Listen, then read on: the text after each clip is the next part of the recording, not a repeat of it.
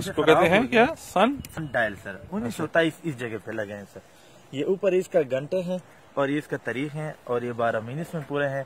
इसमें से ये दो चीजें हमने सेट करना है, उसके बाद सर ये लाइट जो है ना सूरज की सेट पे करना है। अभी है आज दिसंबर की 15 तारीख,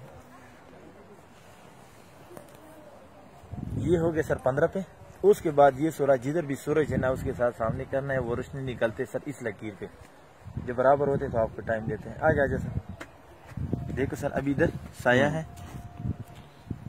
छोटा से डॉट आ गया ना सर, नजर आ गया ये डॉट, वो आ गया सर। अभी सर ये टाइम है हमारे पास 3:30 होंगे सर। ठीक, 3:30 ये इसका घंटे है भाई और ये इसका मिनट। हाँ देखो भाई, ये दिसंबर था और ये इसकी डेट्स बनी हुई है। देखिए उस जमाने में कॉन्सेप्ट कैसे बनाए हुए थे। नाइस, क्यों भाई?